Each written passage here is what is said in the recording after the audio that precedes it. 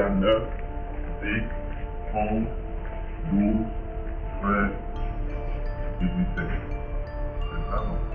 Ça fait 15, moins 2, 5 ans. C'est ça, non? Vous avez mes 2, 5 ans, non?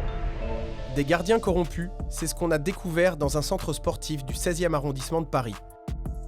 Au complexe Henri de Monterland, les agents municipaux prennent de l'argent sur les leçons de tennis données par des profs qui exercent en dehors d'une association, ce qui est strictement interdit. Tu te fais une sacrée journée là du coup encore quand même. Normalement à Paris t'as pas le droit. Mais après je sais pas à quoi ça sert parce que dans tous les cas tout le monde fait ça. Ces cours illégaux existent un peu partout à Paris, mais ici à Monterland, ils se font au grand jour avec la complicité des gardiens, pourtant chargés par la mairie d'effectuer les contrôles. Je joue ailleurs et souvent t'as les gardiens qui s'en foutent complètement aussi, donc ils te disent rien, mais ici ils te demandent d'argent. D'accord. Je pense que c'est parce que c'est 16e, ils pensent qu'ils vont gagner plus ici. Des transactions confirmées par les profs de plusieurs associations, même si aucun n'a voulu témoigner ouvertement par peur de se faire supprimer des heures de cours. Leur intérêt, c'est forcément un intérêt financier. Chaque joueur ramené, chaque heure donnée, il y a un échange d'argent avec les gardiens. Et il m'est arrivé plein de fois de réserver un terrain à titre privé pour faire un match avec un collègue, avec un ami, en aucun cas donner un cours individuel. Et à la suite de ça, les gardiens sont venus me voir pour me dire « Ah, tu donnais un cours individuel, tu me dois tant ». La somme était de 2,50 €, 3 € de l'heure. Nous avons tenté d'obtenir un rendez-vous avec la mairie pour lui montrer l'ampleur de la fraude, mais les élus ont refusé de nous recevoir et nous ont transmis une réponse par mail. La direction de la jeunesse et des sports déploie de l'énergie et du temps pour repérer des indices ou des faits sur la liste des réservations. On observe qu'il n'y a pas de noms qui reviennent régulièrement. On en déduit donc que c'est bien l'élève qui réserve le cours et qui fait venir son professeur. Le phénomène est donc très dur à repérer. Toutes les personnes repérées sur site avec des sauts de balles de tennis, par exemple, sont interrogées par les agents de la ville.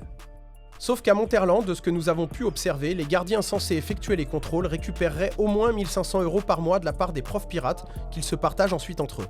De leur côté, les profs pirates gagneraient pour certains jusqu'à 4 000 € par mois. Et rien que dans ce complexe à Paris 16, c'est plus de 20 000 € par mois qui transiteraient sur ce marché noir.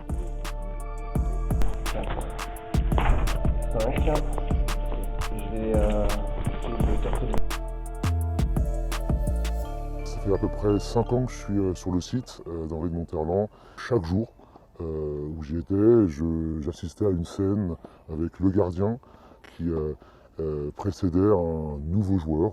Le gardien amenait ce nouveau joueur vers un coach, véreux on va dire, pour leur proposer ses services. En caméra cachée, nous nous sommes donc mis dans la peau d'un joueur qui voulait prendre des cours particuliers. Bonjour. J'ai envie de me remettre au tennis. Est-ce que vous savez du coup vers qui il faut que je me tourne ou est-ce que je peux récupérer pour faire des petits cours particuliers? Vous voulez plutôt un homme ou une femme? N'importe.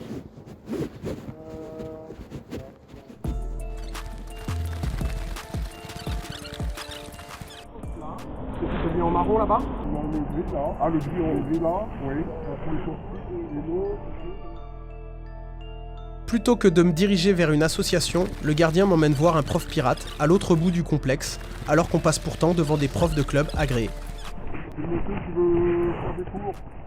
Tu peux le renseigner? Merci beaucoup. J'appelle ces coachs résidents. Ils sont plus visibles que le mouvement associatif. Je les compte au nombre de 6 ou 7, voilà, qui sont là toute la semaine, du lundi au dimanche. Sachant qu'un coach peut très bien faire 30 à 40 heures de cours à titre individuel par semaine. Envoyez-moi un message, on discute tout à l'heure. D'accord. Et comment ça marche en fait? Vous avez des créneaux n'importe quand? Non, il faut réserver.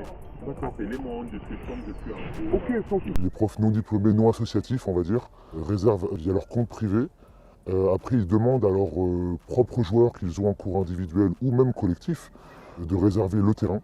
Et il arrive même qu'ils réservent sous des faux noms et qu'ils créent des comptes sous des faux noms. Et les gardiens ne vérifient en aucun cas l'identité des personnes qui sont sur le terrain. Et ce sont bien des gardiens qui me dirigent à nouveau vers un prof pirate lorsque je reviens demander des cours particuliers. Je voulais savoir si vous aviez un numéro ou quelqu'un pour pouvoir prendre des cours. d'accord. Très bien, enchanté. Pour les cours individuels, Ouais, pour des cours individuels. même le matin, le soir. Oui, après, si vous avez tard le soir, je préfère, mais...